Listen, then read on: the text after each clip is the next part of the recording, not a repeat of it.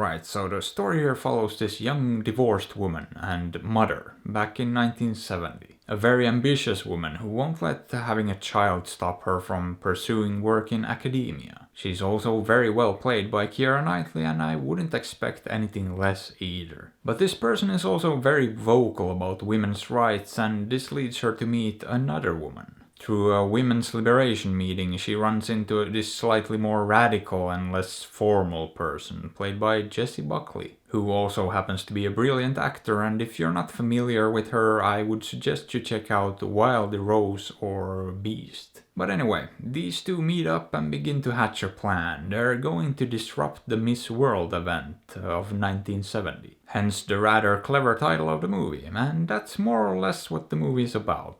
The plot is about this group of women who want to get their message out there. They want the women's liberation movement to get the attention it deserves. But at the same time, the story itself focuses mostly on this young mother and her life. How she's going to handle taking care of her child while going to school and doing this activism. And this is based on real events. Something very similar apparently actually happened. And I think it's a good story and one worth telling. However, I did have some issues with the movie. Primarily that I didn't really care for any of the characters. And really only Keira Knightley's character got any significant amount of screen time. And even she, I didn't feel like got much of an arc. There wasn't much change in her. She starts off as a bit of a rebel who wants to do things her way and ends up as a rebel, only a slightly more radical one. But if gathering courage to go to a protest and publicly showing your support for a movement is what passes for an arc, well, I don't know what to tell you, but it felt very underwhelming for me personally. And nothing that went on with her family really seemed to impact anything either. And as a result, I didn't really end up finding this all that engaging, to be honest. In fact, I never actually got immersed in it and even kind of zoned out there for a while. It just didn't do anything very interesting or anything that would have kept me engaged. Which is a shame because, as I said, I think the underlying story is interesting and worth exploring.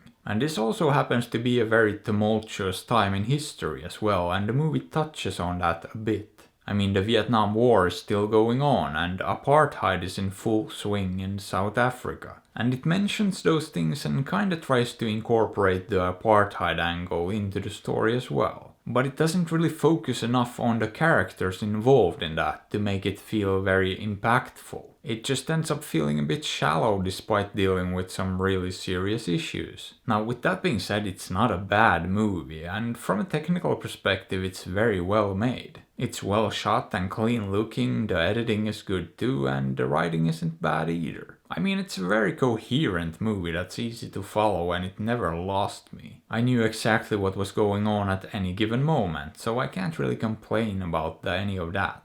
And the performances were very solid as well, no problem there either. But yeah, something about the larger story and how it was told just didn't work for me. And as a result, this just ended up falling a bit flat, although I wouldn't say I necessarily disliked it either. It was sort of fine and watchable, and I'm sure I will remember the events it depicted for a long time. But will I remember anything else about the movie a week from now? I doubt it. So how about it? Would I recommend this? Not really, but it's by no means terrible. So if it looks interesting to you, maybe give it a peek, or don't. After all, I'm not your dad. But hey, what are your thoughts on this? Have you seen it? Did you like it? Let me know. And if you enjoyed the video, maybe give it a thumbs up or sub to the channel, because that would be fantastic. And if you'd like, you can also support me on Patreon or PayPal through the links in the description. And as always, I appreciate you and thanks for watching.